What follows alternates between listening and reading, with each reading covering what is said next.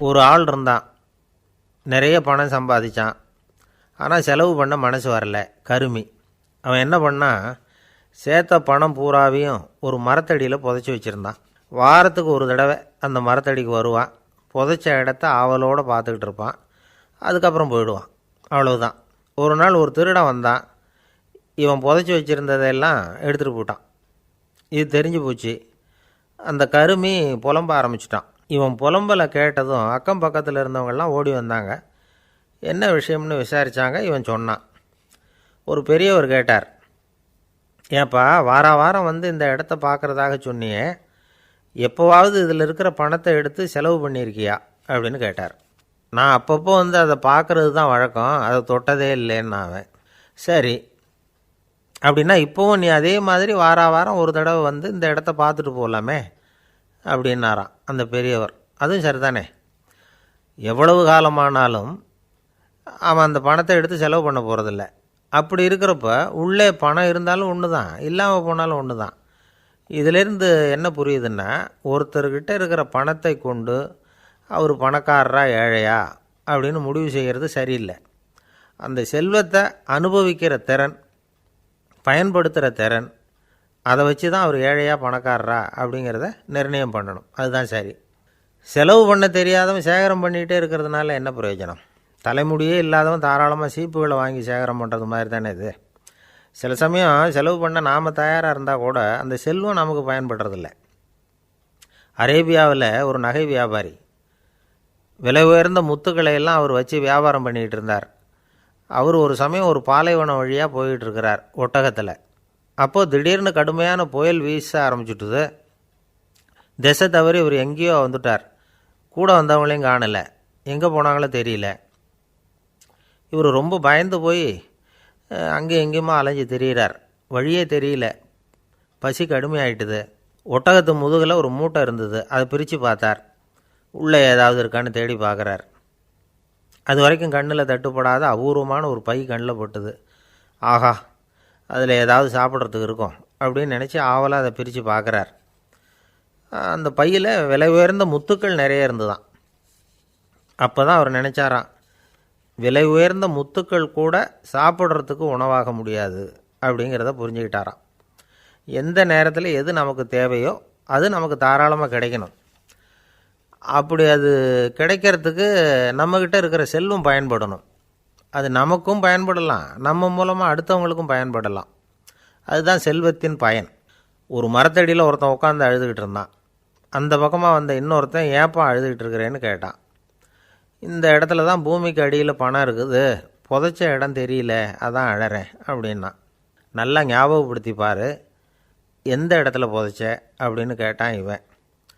அது எப்படி எனக்கு தெரியும், புதைச்சி வச்சிருக்கிறவன் நான் இல்லையே, எங்கள் எழுத்த விட்டுக்காரன் அப்படின்னானா இவன். அந்த ஆள் என்னை கண்ணாப்புண்ணான்னு திட்டிவிட்டான் சார், அதை நினச்சா எனக்கு ரொம்ப வருத்தமாக இருக்குது அப்படின்னு சொல்லி கவலைப்பட்டார் ஒருத்தர்.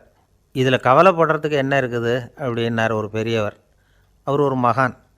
என்ன சார் இப்படி சொல்கிறீங்க, ஒருத்தர் நம்ம பார்த்து திட்டுனா வருத்தமாக இருக்காதா அப்படின்னார். அது எப்படி வருத்தமாக இருக்கும், திட்டுறதுங்கிறது என்ன, அது வெறும் சத்தம் தானே அப்படின்னார் அந்த பெரியவர்.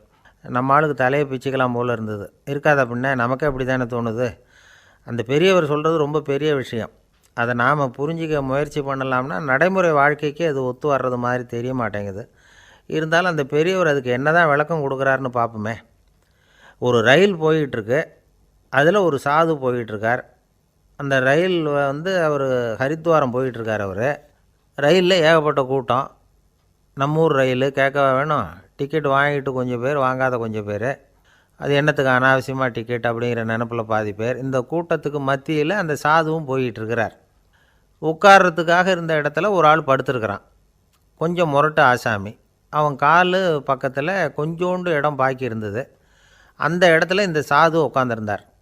மெதுவாக உட்காந்துக்கிட்டார் போய். ஆனால் அந்த ஆள் ராத்திரி பூரா இவரை காலால் உதச்சிக்கிட்டே இருக்கிறான். அது இவருக்கு ரொம்ப அவமானமாக பட்டுது. அதனால் துக்கம் ஏற்பட்டுது.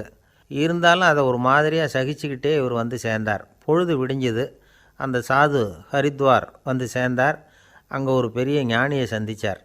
ராத்திரி ரயிலில் அந்த ஆள் உதைச்சதையும் அதனால் தனக்கு ஏற்பட்ட துக்கத்தையும் இந்த சாது அந்த ஞானிகிட்ட சொன்னார். சொல்லிவிட்டு, ஏன் சுவாமி, எனக்கு துக்கம் ஏற்பட்டதே அது தப்பா அப்படின்னு கேட்டார். தவறு தான்னார் அந்த ஞானி. உனக்கு இன்னமும் தேக அபிமானம் போகலைங்கிறது தான் அது காட்டுது.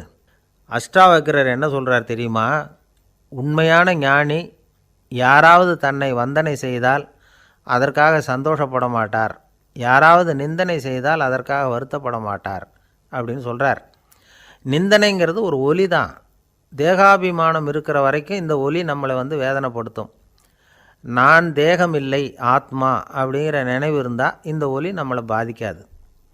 மனு என்ன சொல்கிறார் தெரியுமா? ஒரு சாதகன் பாராட்டுதலை விஷம்னு நினச்சி பயப்படணும், அவமானத்தை அமிர்தம்னு நினச்சி சந்தோஷப்படணுங்கிறார். அவமானப்பட்டால் கவலைப்படாமல் எப்படி இருக்க முடியும் அப்படின்னு தான் நமக்கு தோணும். அதனால தான் நம்மளில் யாரும் இதுக்கு உதாரணமாக யாரையும் காட்ட முடியல. புத்தரையும் கபீரையும் உதாரணமாக காட்டுறாங்க.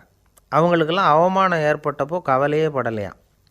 புத்தரை அவமானப்படுத்தணுங்கிறதுக்காக கௌசாம்பி ராணி ஒரு இளம் பெண்ணை கொலை பண்ணி சடலத்தை புத்தர் குடிசைக்கு முன்னாடி போட சொன்னார். போட்டாங்க. புத்தர் தான் அந்த பொண்ணை கெடுத்து கொலை பண்ணிவிட்டார்னு எல்லோரும் நினச்சாங்க. ஆனால் புத்தர் இதை பற்றி கவலையே படலை. அப்புறமா உண்மை தெரிஞ்சதும் புத்தர் புகழ் இன்னும் அதிகமாகிட்டுது. ஒரு பெரிய சபையில் ஒரு மோசமான பொண்ணு நுழைஞ்சி தனக்கும் கபீருக்கும் சம்பந்தம் உண்டுன்னு சொன்னான். கபீர் கவலைப்படலை. அவங்க மாதிரியெல்லாம் நாமளும் இருக்க கற்றுக்கணும். நிந்தனை, அபகீர்த்தி, அவமானம் எல்லாம் ஆண்டவன் கொடுக்குற பிரசாதம்னு நினைக்கணும் அப்படின்னு சொல்கிறார் அந்த ஞானி. இதை கேட்ட இந்த காலத்து ஆசாமி ஒருத்தர், நான் கூட அப்படி தான் சார், யாராவது அவமானப்படுத்தினா கவலைப்பட மாட்டேன். நேற்று கூட ஒருத்தர் என்ன பலார்னு அரைஞ்சுட்டார், நான் கொஞ்சம் கூட கவலைப்படலை, பேசாமல் வந்துட்டேன்னார். ஏன் அப்படி வந்துட்டீங்க அப்படின்னு. அவர் அரைஞ்சதுலேயும் ஒரு அர்த்தம் இருந்தது, அதனால தான் அப்படி வந்துட்டேன்னார். ஏன் அரைஞ்சார்னு கேட்டேன். 10 வருஷத்துக்கு முன்னாடி 15 ரூபா அவர்கிட்ட கடன் வாங்கினேன், அதை கேட்டு கேட்டு பார்த்துட்டு கடைசியாக தான் அரைஞ்சார் அப்படின்னார். ஆண்டவனுடைய பிரசாதம் இவருக்கு அடிக்கடி கிடைக்கும் போல இருக்குது. ஒரு அரசனும் அமைச்சரும் ஒரு நாள் ரொம்ப சாவகாசமாக பேசிக்கிட்டு இருந்தாங்களாம். அரசன் அமைச்சரை பார்த்து ஒரு கேள்வி கேட்டிருக்கார். ஏங்க அமைச்சரே, ஆசை இல்லாத ஒரு மனுஷனால் இருக்க முடியுமா அப்படின்னு. ஏன் முடியாது, துறவி அப்படிங்கிறவங்கெல்லாம் அப்படிப்பட்டவங்க தானே அப்படின்னாராம் அமைச்சர். அவங்கெல்லாம் உண்மையிலேயே ஆசையை விட்டவங்க தானா அப்படின்னு கேட்டாராம் ராஜா. அப்படி தான் இருக்கணும் அப்படின்னாராம் அமைச்சர்.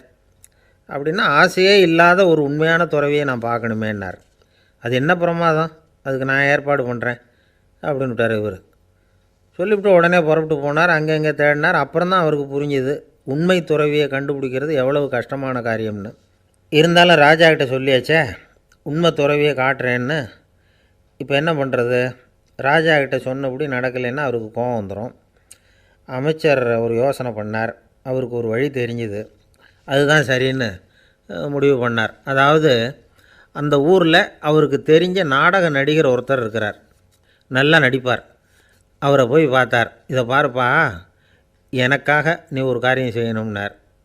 என்னன்னு கேட்டார் அவர். நீ ஒரு துறவி மாதிரி கொஞ்சம் நேரத்துக்கு நடிக்கணும். ராஜா உன்னை பார்த்துட்டு போகிற வரைக்கும் நடி, அது போதும். அதுக்காக உனக்கு 10,000 ரூபா தரேன் அப்படின்னார். அவர் எந்த காலத்தில் இவ்வளவு பணத்தை மொத்தமாக பார்த்துருக்கார். அதனால் உடனே சரின்னு ஒத்துக்கிட்டார். அமைச்சர் அரண்மனைக்கு திரும்பி வந்தார்.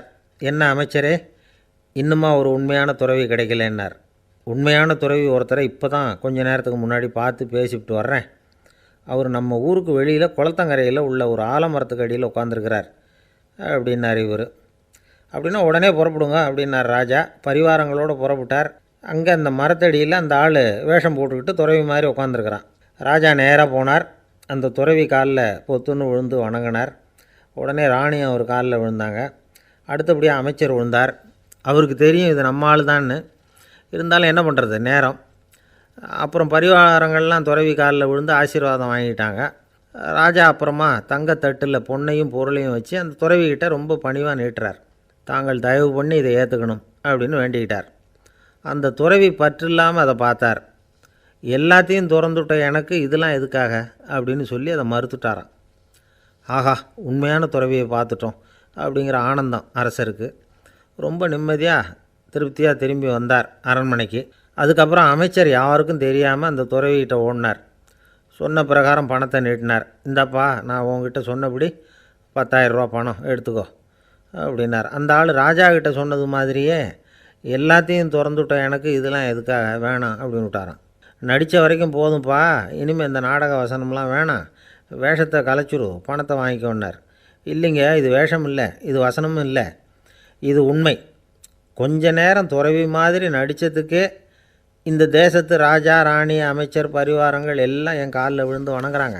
அப்படின்னா உண்மையான துறவியாக இருக்கிறது எவ்வளவு பெருமையான விஷயம். நான் உண்மையான துறவியாக ஆக போகிறேன், அப்படி முடிவும் பண்ணிட்டேன் அப்படின்னார் அந்த நடிகர். வேஷம் கூட எப்படிப்பட்ட விளைவுகளை உண்டு பண்ணுது பார்த்தீங்களா. நம்மால் ஒருத்தன் ரொம்ப வசதியாக தான் இருந்தான். ஒரு நாள் அவன் சொத்து பூரா திருட்டு போயிட்டுது. அதுக்கப்புறம் இவன் துறவி மாதிரி ஆகிட்டான். ஊர் ஊராக சுற்றினான். ஒரு குருநாதரை தேடி கண்டுபிடிச்சான். அவர்கிட்ட சீடனாக சேர்ந்துக்கிட்டான். அவனை பார்த்து ஒருத்தர் கேட்டார், நீ உண்மையான சீடன் தானான்னு. இல்லைங்க, சீடன் மாதிரி நடிச்சுக்கிட்டு இருக்கிறேன் அப்படின்னா. அது குரு துரோகம் இல்லையா அப்படின்னு கேட்டார் அவர். இல்லைங்க, நான் பண்ணது குரு துரோகம் இல்லை, என் குரு பண்ணது தான் துரோகம். என்னுடைய பணத்தை கொள்ளையடித்தது இவர் தான். அதை எங்கே வச்சுருக்காருன்னு கண்டுபிடிக்கிறதுக்காக தான் இவர்கிட்ட வந்து சீடனாக சேர்ந்துருக்கிறேன் அப்படின்னா. ஒரு சின்ன பையன் வந்தான். அவனை பார்த்து ஒரு கேள்வி கேட்டோம். ஏன்ப்பா உங்கள் வீட்டில் அம்மா புத்திசாலியா அப்பா புத்திசாலியா அப்படின்னு. அவன் அலட்சியமாக நம்மளை பார்த்து சிரிக்கிறான். என்ன சார் இது, இந்த காலத்தில் இது கூட தெரியாமல் இருக்கிறீங்களே அப்படிங்கிறான். ஒரு சின்ன பையன் நம்மளை பார்த்து இப்படி கேட்டுவிட்டானே அப்படின்னு நினைக்கிறப்போ நமக்கு ஒரு மாதிரி ஆகிடும். அதுக்கப்புறம்தான் இந்த தாத்தா பாட்டிலாம் சொல்கிற ஒரு கதை ஞாபகத்துக்கு வந்தது. அது என்ன கதை தெரியுமா? ஒரு ஊரில் ஒரு அம்மாவும் பிள்ளையும் இருந்தாங்களாம். அந்த மகனுக்கு திடீர்னு தேசாந்திரம் போய் வரணும்னு ஆசை வந்துட்டுது. ஊர் ஊராக போய் சுற்றி பார்க்கணுங்கிற ஆசை. அந்த அம்மாவுக்கு இது பிடிக்கல. மகனை பிரிஞ்சு இருக்கிறதுக்கு அவங்க மனசு இடம் கொடுக்கல. வேணாப்பான்னு சொல்லி பார்த்தாங்க, அவன் கேட்கல. திடீர்னு புறப்படவும் செஞ்சுட்டான். சரி, இனிமேல் அவனை தடுக்க முடியாதுன்னு முடிவு பண்ணிட்டாங்க அந்த அம்மா. இருந்தாலும் புத்திசாலித்தனமாக ஒரு யோசனை பண்ணாங்க. மகனை கிட்டத்தில் கூப்பிட்டாங்க. அவங்ககிட்ட சொன்னாங்க, இதை பாருப்பா, நீ தேசாந்திரம் போகிறதுன்னு தீர்மானம் பண்ணிவிட்ட, அதை நான் தடுக்கலை, போயிட்டு வந்துடும். ஆனால் போகிறதுக்கு முன்னாடி எனக்கு ஒரு வாக்குறுதி கொடுத்துட்டு போ அப்படின்னாங்க. போகிறப்போ ராத்திரியாக இருந்தாலும் பகலாக இருந்தாலும் சரி, புளிய மரத்து நிழலில் தான் தங்கணும். திரும்பி வர்றப்போ இரவும் பகலும் நீ வந்து வேப்ப மரத்து நிழல்லே தங்கணும் அப்படின்னாங்க. சரி, அப்படியே செய்கிறேன்னு சொல்லி வாக்குறுதி கொடுத்தான் பையன். புறப்பட்டு போனான். போகிற வழியில் புளிய மரத்து நிழல்லே தங்கினான், தூங்கினான். அப்படி போய்கிட்டே இருந்தான். 7வது நாள் அவன் உடம்பு சுகமில்லாமல் போயிட்டுது. ரொம்பவும் பலவீனமாயிட்டான். இனிமேல் நடக்க முடியாதுங்கிற நிலைமை வந்துட்டுது. யோசித்து பார்த்தான். சரி, இதுக்கு மேலே வந்து போக வேண்டாம் அப்படின்னு முடிவு பண்ணிவிட்டு திரும்பி வர ஆரம்பிச்சிட்டான். திரும்பி வர்றப்போ வழியில் வேப்ப மரத்து நிழல்லையே தங்கி தங்கி வந்தான். நாளுக்கு நாள் உடம்பு சரியாக வந்துட்டுது. 7வது நாள் வீட்டுக்கு வந்து சேர்றான். உடம்பு பழையபடியே கலகலப்பாயிட்டுது. பூர்ண சுகம். தேசாந்திரம் போன பையன் திரும்பி வந்துட்டானே அப்படின்னு அந்த அம்மா ஆச்சரியப்படலை. ஏன்னா அவங்களுக்கு தெரியும் இப்படி ஆகும்னு. பையன் சீக்கிரமாக திரும்பி வரணுங்கிறதுக்காக தான் அவங்க அந்த யோசனையை சொன்னாங்க. என்ன விஷயங்கிறதையும் அவங்களே சொன்னாங்க. மகனே, புளிய மரத்து நிழல் உடம்புக்கு உஷ்ணத்தை கொடுக்கும், சீக்கம் உண்டாக்கும். அதனால் நீ வந்து தொடர்ந்து புளிய மரத்து நிழலில் தங்கினாவே நோய்க்கு வந்து ஆளாயிட்ட. அதனால் பயணத்தை வந்து முடிச்சுக்கிட்டு திரும்பி வரணுங்கிற முடிவுக்கு வந்துட்ட. திரும்பி வர்றப்போ நீ தங்கினது வேப்ப மரத்து நிழல். அது உடம்புக்கு வந்து குளிர்ச்சியை தரக்கூடியது, நோயை தீர்க்கக்கூடியது. அதனால் சுகமாக வீட்டுக்கு வந்து சேர்ந்துட்ட. உன்னோட தேசாந்திர பயணத்தை தடுக்கிறதுக்காக தான் இப்படி பண்ணினேன் அப்படின்னாங்களாம் அந்த அம்மா. பார்த்தீங்களா அம்மாவோட புத்திசாலித்தனத்தை? அப்பாவாக இருந்தால் இப்படியா பண்ணுவார்? ஒரு அப்பா வந்து பையன்கிட்ட 10 ரூபா கொடுத்து இதை எடுத்துக்கிட்டு அடுத்த ஊருக்கு போய் அங்கே இருக்கிற மாமா கிட்ட இதை கொடுத்துட்டு வாடா, வழியில் எங்கேயாவது மரத்தடியில் படுத்து தூங்கி விடாதே அப்படின்னு எச்சரிக்கை பண்ணி அனுப்புனாராம். பையனுக்கு எச்சரிக்கையாக வாழறது எப்படிங்கிறத கற்றுக் கொடுக்கறதுக்காக இப்படி பண்ணார். அவன் பணத்தை வாங்கிக்கிட்டு போனான். அப்பா சொன்னதை மறந்துட்டு ஒரு மரத்தடியில் படுத்து தூங்கிட்டான். அவனுக்கு தெரியாமல் அவன் பின்னாடியே போன அப்பா அவன் கையில் இருந்த அந்த 10 ரூபாயை நைஸாக எடுத்துகிட்டு வந்துட்டார். அவன் பையில் தானே வச்சுருந்தான், அது தெரியாமல் எடுத்துகிட்டு வந்துட்டார். அவன் தூங்கிக்கிட்டு இருக்கான். எடுத்துகிட்டு ஒரு மறுபடியும் வீட்டுக்கு வந்துட்டார். பையன் முழிச்சுக்கிட்டு பையை தடவி பார்க்குறான், பணத்தை காணும். அழுதுகிட்டே திரும்பி வந்தான். அப்பா கிட்ட விஷயத்த சொன்னான். அப்பா சிரிச்சுக்கிட்டே சொன்னார், அதுக்கு தான்ப்பா ஆரம்பத்திலேயே எச்சரிக்கை பண்ணினேன், இனிமேலாவது நீ ஜாக்கிரதையாக இருக்கணும் அப்படிங்கிறதுக்காக தான் இப்படி பண்ணினேன். அந்த பணம் எங்கேயும் போயிடலை, நான் தான் அதை உனக்கு தெரியாமல் எடுத்து வச்சிருக்கிறேன். இதோ பாரு, அப்படின்னு சொல்லிட்டு சைடு பாக்கெட்டில் கையை விட்டால் அது ஓட்டையாக இருக்குது. அதை எவனோ ஏற்கனவே கத்திரிச்சு எடுத்துகிட்டு போட்டான். இப்போ அப்பா முகத்தில் அசடு வழிஞ்சுதான். அள்ள அள்ள குறையாதது அட்சய பாத்திரம், அது நமக்கு தெரியும், கேள்விப்பட்டிருக்கிறோம். ஆனால் போட போட நிரம்பாத ஒரு பாத்திரம் உண்டு. அது என்ன தெரியுமா? நம்மளில் பல பேர்கிட்ட அந்த பாத்திரம் உண்டு. அதுதான் பேராசை அப்படிங்கிற பாத்திரம். அதை நிறைவு செய்யவே முடியாது. பேராசையை பற்றி சுஃபி இலக்கியத்தில் ஒரு பிரபலமான கதை உண்டாம். அதை ஒரு பெரியவர் எடுத்து சொல்லியிருக்கிறார். ஒரு மன்னர் நகர்வலம் போயிட்டுருக்கார். ஒரு பிச்சைக்காரன் மன்னர் எதிரில் வரான். பிச்சை போடுங்கங்கிறான். என்னுடைய அமைதியை கெடுக்காதே போங்கிறார் மன்னர். அவன் சிரிக்கிறான். அரசே, உங்களுடைய அமைதி கெடக்கூடிய நிலையில் இருந்தால் அதுக்கு பேர் அமைதியே கிடையாது அப்படின்னு நானா. எதிரில் நிற்கிறது வெறும் பிச்சைக்காரன் இல்லை, யோகி அப்படிங்கிறத மன்னர் புரிஞ்சுக்கிட்டார். துறவியே, உங்களுக்கு என்ன வேணும்னாலும் கேளுங்க, கொடுக்குறேன்னாராம். அந்த துறவி மறுபடியும் சிரிக்கிறார். அரசே, உங்களால் முடியாததையெல்லாம் கொடுக்க முடியும்னு சத்தியம் செய்யாதீங்க அப்படின்னார். மன்னருக்கு கோபம் வந்துட்டுது. என்ன இவர் இப்படி சொல்கிறாரே அப்படின்னு நினச்சார். நகர்வலத்தை பாதியிலேயே நிறுத்தினார். வாங்க அரண்மனைக்குன்னார். துறவியை அழைச்சிக்கிட்டு அரண்மனைக்கு வந்துட்டார். துறவி தன்கிட்ட இருந்த பிச்சை பாத்திரத்தை நீட்டினார். இது நிறைய எனக்கு பொற்காசுகள் வேணும் அப்படின்னாராம். அவ்வளவு தானா, இது ஒரு பெரிய காரியமா அப்படின்னு கையை தட்டினாராம் மன்னர். ஒரு பெரிய தாம்பாளம் நிறைய பொற்காசுகள் சேர்ந்தது. அதை அள்ளி போட்டார். போட போட அந்த பிச்சை பாத்திரம் நிரம்பவே இல்லை. பொற்காசுகள் போட போட அவ்வளவையும் உள்ளே வாங்கிக்கிட்டே இருக்குது. அரசாங்க கஜானாவே காலி ஆகிட்டுது. மூட்டை மூட்டையாக பொற்காசுகளை கொட்டி பார்த்துட்டாங்க. அது முழுங்கிக்கிட்டே இருக்குது. கடைசி வரைக்கும் அந்த பிச்சை பாத்திரம் நிரம்பவே இல்லை. அரசர்கிட்ட இருந்த கர்வம் போயிட்டுது. அப்படியே பொத்துன்னு துறவி காலில் விழுந்தார். அப்போ அந்த துறவி சொன்னாராம், மன்னா, இந்த பிச்சை பாத்திரத்தை உங்களால் மட்டும் இல்லை, வேறு யாராலையும் நிரப்ப முடியாது. அதுக்கு என்ன காரணம்னா, இது சாதாரண பிச்சை பாத்திரம் இல்லை, பேராசைகளோடு வாழ்ந்து செத்துப்போன ஒரு மனிதனின் மண்டை ஓடுது அப்படின்னாராம்.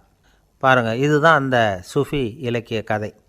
செத்த பிறகும் நிறைவு இல்லைன்னா அது எப்பேற்பட்ட பேராசையாக இருக்கும்னு யோசித்து பார்த்துங்க.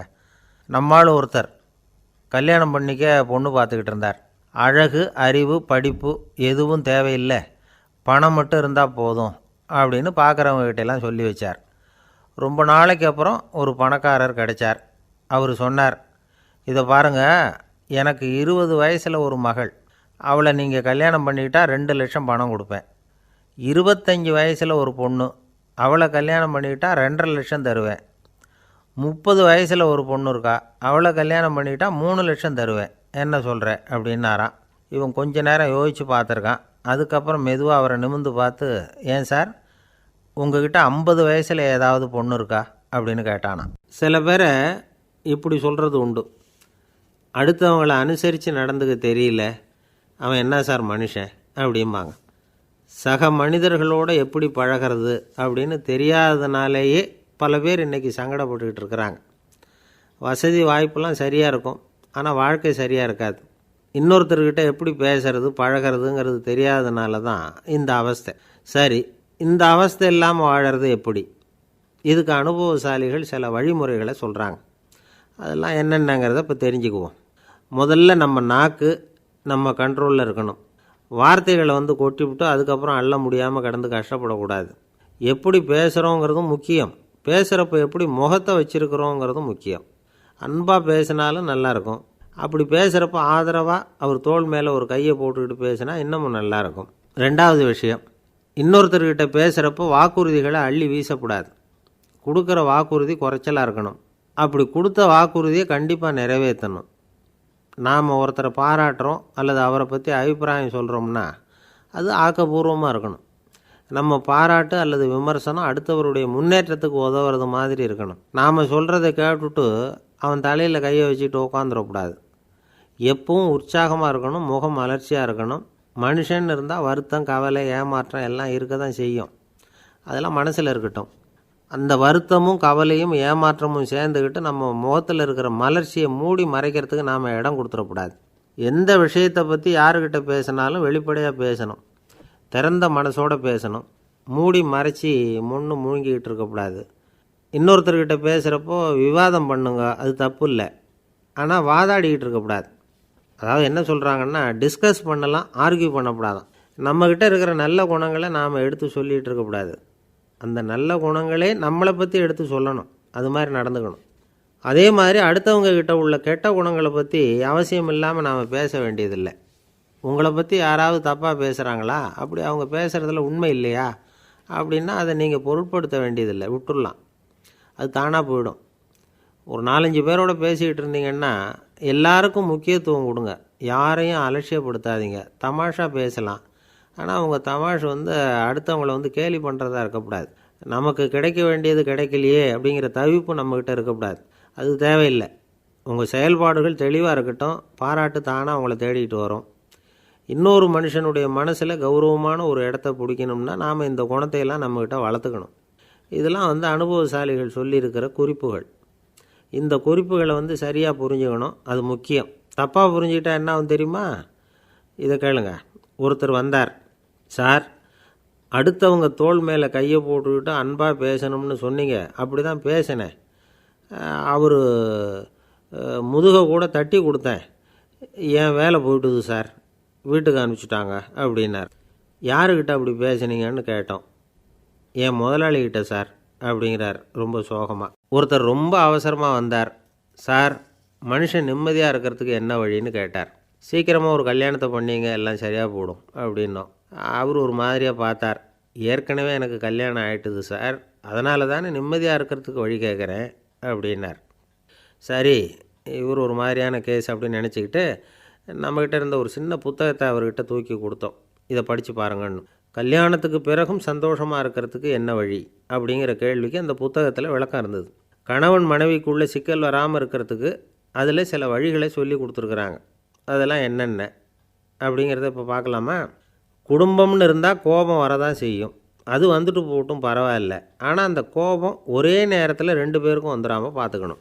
ஒரு சமயத்தில் யாராவது ஒருத்தர் தான் கோபப்படணும், அடுத்தவங்க அமைதியாக இருக்கணும். அதுக்கப்புறம் இவர் அமைதியான உடனே அவங்க ஆரம்பிச்சிக்கலாம். கோபமாக ஏதாவது சொன்னால் உடனே கோபமாக பதில் சொல்லக்கூடாது. கொஞ்சம் பொறுத்து கோபம் தீர்ந்த உடனே அந்த பதிலை சொல்லலாம். அப்போ பதில் கோபமாக இருந்தால் கூட அது அவ்வளோ பெருசாக தெரியாது. அற்ப விஷயத்துக்கெல்லாம் காய்ச்சி மூச்சுன்னு கத்திக்கிட்டு இருக்கக்கூடாது. உங்கள் 2 பேருக்குள்ளே ஒரு தர்க்கம் ஆரம்பமாயிட்டுதுன்னு வச்சுக்கோங்க. கடுமையாக 2 பேரும் விவாதம் பண்ணுறீங்க. உங்களில் ஒருத்தர் இதில் ஜெயிக்கணும்னா அது நீங்களாக இருக்க வேணாம், அடுத்தவங்க ஜெயிக்கிறதுக்கு நீங்கள் துணையாக இருங்களேன். அப்படின்னா நீங்கள் கொஞ்சம் விட்டு கொடுக்கணும், அவ்வளவுதான். ஏதாவது குத்தம் சொல்லணுமா, செஞ்ச தப்பை சுட்டி காட்டணுமா, விமர்சனம் பண்ணணுமா, பண்ணுங்க, வேணான்னு சொல்லலை. ஆனால் சொன்னதை அப்படி சொல்கிறத கொஞ்சம் அன்பாக இதமாக சொல்லுங்கள். எப்போ நடந்த தவறுகளையெல்லாம் இப்போ போய் மறுபடியும் ஞாபகப்படுத்திகிட்டு இருக்க வேண்டாம். நான் அப்போவே சொன்னேன் இந்த புடவை வேணாம்னு, நீங்கள் தான் கேட்கல, இப்போ பாருங்கள் கிழிஞ்சு போச்சு இப்படின்னு கத்துனாங்க ஒரு அம்மா. எப்போ சொன்னீங்கன்னு கேட்டால் ஒரு 10 வருஷத்துக்கு முன்னாடி தீபாவளி சமயத்தில் அப்படிங்கிறாங்க. அது என்ன இன்னும் அப்படியே புதுசாகவே இருக்கும்? உங்களுக்கு அவர் தான் பெருசு, அவருக்கு நீங்கள் தான் பெருசு. அதை விட இந்த உலகத்தில் வேறு எதுவும் முக்கியம் இல்லைன்னு நினைக்கணும். நீ தான் என்னுடைய உலகம்னு எத்தனை தடவை சொல்லியிருப்பீங்க? அதெல்லாம் வெறும் வசனமாக போயிடக்கூடாது. ஏதாவது ஒரு பிரச்சனையை பற்றி கடுமையாக விவாதம் பண்ணிக்கிட்டு இருக்கீங்க, அதை அப்படியே பாதியில் விட்டுட்டு படுக்கைக்கு போயிடக்கூடாது. சுச்சத்தை நாளைக்கு பேசிக்கலாம்னு. அப்படி போனால் தூக்கம் வராது. பிரச்சனையை ஒரு முடிவு பண்ணிக்கிட்டு அதுக்கப்புறமா தூங்க போகணும். ஒரு நாளில் ஒரு தடவையாவது உங்கள் ஜோடியை பாராட்டி நல்ல விதமாக கனிவாக ஒரு வார்த்தை சொல்லணும் அப்படின்னு தீர்மானம் பண்ணிங்க. ஏதாவது தப்பு பண்ணிவிட்டீங்கன்னா பரவாயில்ல, அதை ஒத்துக்கிறதுக்கும் மன்னிப்பு கேட்குறதுக்கும் தயாராக இருக்கணும். அது ஒன்றும் கேவலம் கிடையாது. வீட்டுக்குள்ளே தானே கேட்க போகிறீங்க, வெளியில் யாருக்கு தெரிய போகுதோ? எப்படியோ உங்களுக்குள்ளே ஒரு சமரசம் ஆனால் சரிதான். ஒரு தகராறுன்னு எடுத்துக்கிட்டால் குறைஞ்சபட்சம் அதுக்கு 2 பேர் தேவை. தனியாகவே உட்காந்துக்கிட்டு நான் இப்போ தகராறு பண்ணிகிட்ருக்கிறேன் அப்படின்னு யாரும் சொல்ல முடியாது. 2 பேர் தகராறு பண்ணுறாங்கன்னா பொதுவாக அந்த 2 பேரில் யார் அதிகமாக பேசுகிறாங்களோ அவங்க பேரில் தான் தப்பு இருக்கும். அதை மனசில் வச்சுக்கணும். இதெல்லாம் தான் அந்த புத்தகத்தில் போட்டிருக்கிற வழிமுறைகள். இவ்வளவும் சரியாக வரலைன்னா அப்புறமா சொல்லுங்கள், வேறு புத்தகம் ஏதாவது இருக்கான்னு தேடுவோம். ஒரு கணவன் தன்னுடைய மனைவியை அழைச்சிட்டு ஒரு மனோதத்துவ டாக்டர்கிட்ட வந்தாராம். டாக்டர், எங்களுக்கு கல்யாணம் ஆகி 30 வருஷ காலமாக நாங்கள் ஒரு விஷயத்தில் கூட ஒத்து போனதில்லை அப்படின்னு ஆரம்பித்தார். உடனே அந்த அம்மா குறுக்கிட்டு, அது 30 வருஷம் இல்லை 32 வருஷம் அப்படின்னாங்களாம். ஒருத்தர் இருக்கார், நல்ல உத்தியோகத்தில் தான் இருக்கிறார், ஆனால் எப்போ பார்த்தாலும் முகத்தை வெறுப்பாக வச்சுருப்பார். அப்படியே வருவார் போவார். ஏன் சார் இப்படி இருக்கிறீங்க அப்படின்னு விசாரித்தோம். ஏன்டா இந்த வேலைக்கு வந்தோம்னு இருக்குது சார் அப்படின்னார். உங்கள் வேலை உங்களுக்கு பிடிக்கலையா அப்படின்னு கேட்டோம். இல்லைன்னார். இப்படிப்பட்டவங்க வெற்றிகரமான வாழ்க்கை வாழ முடியாது. இது நிபுணர்கள் கருத்து. வேலையை நேசிக்க தெரிந்தவர்கள் வெற்றி பெறுவார்கள் அப்படிங்கிறாங்க அவங்க. எந்த துறையாக இருந்தாலும் சரி, அந்த துறையில் வெற்றிகரமாக இருக்கிறவங்கள விசாரித்து பாருங்கள். எனக்கு என்னுடைய வேலை ரொம்ப பிடிக்கும் அப்படின்னு சொல்கிறவங்களாக தான் இருப்பாங்க. அப்படி இருந்தால் தான் அது வெற்றிகரமாக இருக்க முடியுது அவங்களால. ஒருத்தனுக்கு பிடித்தமான பொழுதுபோக்கே அவனுடைய தொழிலாக இருந்துட்டுதுன்னா அவனை மாதிரி கொடுத்து வச்சவன் வேறு யாரும் இல்லை அப்படிங்கிறார் பெர்னாட் ஷா. ஒரு தடவை மன்னர் ஹுமாயூன் உயிரை தண்ணீர் மொண்டு ஊற்றுகிற தொழிலாளி ஒருத்தர் காப்பாற்றினாராம் அந்த ஹுமாயூன் உயிரை. உடனே மன்னர் கேட்டிருக்கார், உனக்கு என்ன வேணும்னாலும் கேளு தரேன், உயர் பதவி வேணுமா அப்படின்னு கேட்டாராம். மன்னா, மக்களின் தாகம் தீர்க்கக்கூடிய இந்த பணியை விட உயர்ந்தது உண்டா அப்படின்னாராம் அந்த தொழிலாளி. அவரால் அவருடைய வேலையை நேசிக்க முடிஞ்சுது, அதனால் மகிழ்ச்சியாக இருக்க முடிஞ்சுது. நாமெல்லாம் அப்படி இல்லை. வேலை கிடைக்கிற வரைக்கும் கிடைச்சா போதும் அப்படின்னு இருக்கோம். கிடைச்சதுக்கப்புறம் ஏன்டா இந்த வேலைக்கு வந்தோம்னு ரொம்பவும் அழுத்துக்குவோம். சரி, நாம் இருக்கிற இடத்துல நாம் வெற்றிகரமாக இருக்க வழி உண்டா அப்படின்னா உண்டுன்னு சொல்கிறாங்க. அதாவது மன இயல் நிபுணர்கள் இருக்கிறாங்க இல்லையா, அவங்க அதுக்கு முக்கியமாக 6 வழிகள் சொல்கிறாங்க. நீங்கள் ஒரு அலுவலகத்தில் வேலை பார்க்குறவரா அப்படின்னா இதை கேளுங்க. அதாவது உங்கள் மேலதிகாரி எதிர்பார்ப்புக்கு தகுந்த மாதிரி உங்கள் வேலை இருக்குதா? அப்படி இல்லைன்னா முதல்ல உங்கள் வேலையின் தரம் உயரணும். உங்களுக்கு மேலே கீழே வேலை பார்க்குற பணியாளர்கள்கிட்ட நல்ல விதமாக பழகிறீங்களா? அந்த உறவு முறையில் ஏதாவது குறை இருந்தால் அதை கண்டுபிடிச்சி சரி பண்ணுங்கள். நம்பிக்கைக்கு உரியவர் அப்படின்னு நீங்கள் பேர் எடுக்கணும். நீங்கள் எடுக்கிற முடிவு நல்ல முடிவாக தான் இருக்கும் அப்படின்னு அடுத்தவங்க சொல்லணும். உங்கள் தோற்றத்துக்கு முக்கியத்துவம் கொடுங்க. இது மனம் உடல் ரெண்டும் சம்மந்தப்பட்டது. அதனால் மனசையும் ஆரோக்கியமாக வச்சுருக்கணும், உடம்பையும் ஆரோக்கியமாக வச்சுருக்கணும். உங்களுடைய நிர்வாகம் செயல்படுற விதத்தை நல்லா புரிஞ்சு வச்சுக்கணும். உங்களுடைய நிர்வாகம் இப்போ ஒரு காரியம் செய்யுதுன்னு வச்சுங்க, ஏன் அப்படி செய்யுது, எதுக்காக அப்படி செய்யுது, அதனுடைய குறிக்கோள் என்ன, அது நீடிக்கிறதுக்கு காரணம் என்ன, இதையெல்லாம் தெரிஞ்சுக்கணும். சிரிப்புக்கு வஞ்சகம் பண்ணக்கூடாது. நல்லா சிரிக்கணும், அப்போ தான் அது திரும்ப கிடைக்கும். கடந்த கால தோல்வியை பற்றி கவலைப்படக்கூடாது. முதலாளி விருப்பம் தெரிஞ்சு நடந்துக்கிறது நல்லது தான். அதுக்காக காக்கா பிடிக்கணுங்கிற அவசியம் இல்லை. உங்களுக்கு ஒரு பொறுப்பான வேலை கிடைக்குது, உடனே சத்தம் குழப்பம் அப்படின்னு சூழ்நிலையை இறுக்கமாக ஆக்கிடக்கூடாது. எந்த சூழலையும் இயல்பாக கையாளக்கூடியவர் அப்படிங்கிறத காட்டணும். இதெல்லாம் உங்கள் துறையில் நீங்கள் வெற்றி பெற நிபுணர்கள் சொல்கிற யோசனைகள். இவ்வளவு விவரமும் சொல்லிவிட்டு ஒருத்தரை பார்த்து கேட்டோம், இப்போ சொல்லுங்கள், நீங்கள் செய்கிற வேலை உங்களுக்கு பிடிச்சிருக்குதா அப்படின்னோம். ரொம்ப ரொம்ப பிடிச்சிருக்குது அப்படின்னார். சரி, என்ன செஞ்சிகிட்ருக்குறீங்க அப்படின்னு கேட்டோம். சும்மா தான் இருக்கிறேன் அப்படின்னார் அவர். இந்த உலகமே ஒரு நாடக மேடை, நாம் எல்லாரும் நடிகர்கள். இது ஞானிகள் சொல்கிறது. இது ஒரு பக்கம் இருக்கட்டும். இந்த உலகத்துக்குள்ளே எத்தனையோ நாடக மேடைகள், எத்தனையோ நடிகர்கள், எத்தனையோ நாடகங்கள், இதெல்லாம் எப்படி ஆரம்பமாச்சு? அதுதான் இன்றைக்கி தகவல். அதாவது ஆதி மனிதன் பேச ஆரம்பிக்கிறதுக்கு முன்னாடி சைகையாலேயே எல்லாத்தையும் சொல்லிகிட்டு இருந்தான். அதனால் அப்போவே நடிப்பு ஆரம்பமாயிட்டுது. முதல்ல ஒரு வேட்டையைத்தான் அவன் நடித்து காட்டியிருப்பான். இவன் எப்படி போனான், எதிரில் மிருகம் எப்படி வந்தது, அதோடு எப்படி சண்டை போட்டான், எப்படி அடித்து கொண்டுகிட்டு வந்தான், இதை அப்படியே மற்றவங்களுக்கு நடித்து காட்டியிருப்பான். ஏன்னா மொழி கிடையாது. இந்த காலத்துலலாம் நாடகங்களில் நடிக்கிறவங்கள நடிகர்கள்ங்கிறோம். ஒரு காலத்தில் இவங்களுக்கு என்ன பேர் தெரியுமா? திஸ்பியர்கள் அப்படின்னு பேரான். இதுக்கு காரணம் உண்டு. அதாவது 2000 வருஷத்துக்கு முன்னாடி கிரீஸ் நாட்டில் திசிபியஸ் அப்படின்னு ஒரு ஆள் இருந்தான். அவன் ஒரு பெரிய நாடக கலைஞன். அவன் சில இளைஞர்களை சேர்த்துக்கிட்டான், பயிற்சி கொடுத்தான், நாடக குழுவை உருவாக்கினான். நடிகர்களையும் நாடகத்துக்கு தேவையான பொருள்களையும் ஏற்றிக்கிட்டு போகிறதுக்கு ஒரு வண்டியையும் தயார் பண்ணான். அந்த வண்டியிலேயே அவன் கிரேக்க நாடு பூராவும் சுற்றினான். ஊர் ஊராக நாடகம் போட்டான். ஒரு ஊருக்கு போனதும் அங்கே நாடகம் நடத்த தியேட்டர் இருக்கா அப்படிங்கன்னெல்லாம் பார்க்குறதில்ல அவன். ஏன்னா அப்போலாம் தியேட்டர்னால் என்னென்ன தெரியாது. நாடகம்னா அதை ஒரு மூடிய கொட்டைக்குள்ளே தான் நடத்தணுங்கிறது அப்போ யாருக்குமே தோணலை. இந்த வண்டி போகும், அதுவே ஒரு பகுதி அப்படியே ஒரு மேடை மாதிரி விரிச்சிக்கும். அதில் ஏறி நின்றுக்கிட்டு நாடகத்தை நடித்து காட்டுவாங்களாம். மக்கள்லாம் எதிரில் தரையில் உட்காந்து அதை பார்த்துக்கிட்டு இருக்கிறது. உலகத்தின் முதல் நடமாடும் தியேட்டர் இது தானே. இந்த திசிபியஸ் தான் முதலாக உலகத்தில் நாடகங்கிற பொழுதுபோக்கை நடத்தி காட்டினவன் அப்படின்னு சொல்கிறாங்க. அவன் சொந்தமாக நாடகம் எழுதுனான், நடித்தான், நாடகத்தை இயக்கினான். அதனால தான் அவனை வந்து first man of the theatre அப்படின்னு சொல்லுவாங்க. அவன் தான் நாடக மேடையின் முன்னோடி. கிரேக்கர் காலத்திலேயே நாடக ஆசிரியர்கள், நடிகர்கள், ரசிகர்கள் இவங்கள்லாம் உருவாயிட்டாங்களாம். நாடகத்தின் சரித்திரத்தில் இந்த 3 பிரிவும் ரொம்ப முக்கியம். அதாவது கிரேக்க தியேட்டர்கள்லாம் திறந்த வெளி மேடைகள் தான். பெரும்பாலும் மலைச்சரிவுகள், அதுவே படிப்படியாக பண்ணியிருப்பாங்க. கீழே அரைவட்ட வடிவில் மேடை, அதுக்கு ஆர்கெஸ்ட்ரான்னு பேர்.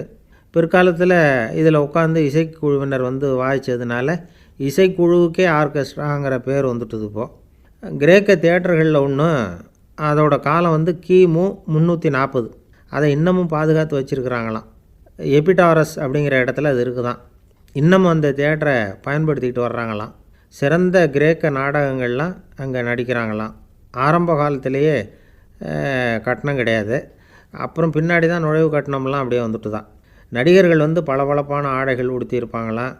இந்த குதிகால் உயர்ந்த காலணிகள் போட்டிருப்பாங்களாம். இதெல்லாம் பழைய குறிப்புகள்.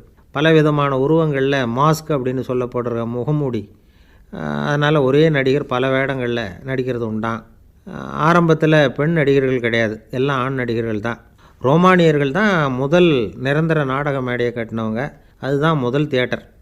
கிமு 1048 காலகட்டத்தில் பாம்பிங்கிற நகரத்தில் அதை கட்டியிருக்கிறாங்களாம். கிரேக்க ரோமானிய தியேட்டர்களின் அடிப்படையிலேயே இந்த இத்தாலிய வடிவமைப்பாளர்கள் இந்த குதிரை லாட வடிவில் ஒரு ஆடிட்டோரியத்தை உருவாக்கினாங்களாம். இப்படி அதை பற்றி நிறைய தகவல் இருக்குது. 1576 லண்டனில் இந்த பின்ஸ்பர்ரி, அப்புறம் இந்த பில்ட்ஸில், அப்புறம் ஜேம்ஸ் இப்படிங்கிற ஒரு முயற்சியால் தான் இங்கிலாந்தில் முதல் தியேட்டர் உருவாச்சான். அப்படி ஒருத்தர் இருந்தாராம். உலக நாடக மேடையின் வரலாறு இதுதான். அதாவது இப்போல்லாம் அறிவியல் வளர்ச்சி அதிகமாகிட்டுது. திரைப்படம், தொலைக்காட்சி எல்லாம் வந்தாச்சு. ஒவ்வொரு வீடுமே ஒரு குட்டி தியேட்டர் மாதிரி ஆகிட்டுது. தொலைக்காட்சி முன்னாடி உட்காந்தா எழுந்திரிக்கவே மனசு வர்றதில்லை. ஒரு அம்மா ஒரு மனோதத்துவ டாக்டரை தேடிட்டு வந்தாங்களாம் இந்த காலத்தில். டாக்டர், எங்கள் வீட்டுக்காரர் எப்போ பார்த்தாலும் டிவி முன்னாடி உட்காந்துக்கிட்டு அதையே வெறிச்சு பார்த்துக்கிட்டு இருக்கிறார், உத்து பார்த்துக்கிட்டு இருக்கார், எனக்கு சந்தேகமாக இருக்குன்னாங்களாம். இது மனக்கோளாறு இல்லைங்க, ஆர்வக்கோளாறு, அவ்வளவுதான், இதுக்காக பயப்படாதீங்கன்னாரான் டாக்டர். அப்படி இல்லை டாக்டர், டிவி ஓடும் பொழுது நாம் எல்லாம் அதை பார்க்குறோம் சரி, ஆனால் அவர் அப்படி இல்லை, டிவியை நிறுத்தினதுக்கு அப்புறமும் அதையே உத்து பார்த்துக்கிட்டு உட்காந்துருக்கிறார், அதனால தான் சந்தேகப்பட்டு உங்ககிட்ட வந்தேன் அப்படின்னாங்களாம்.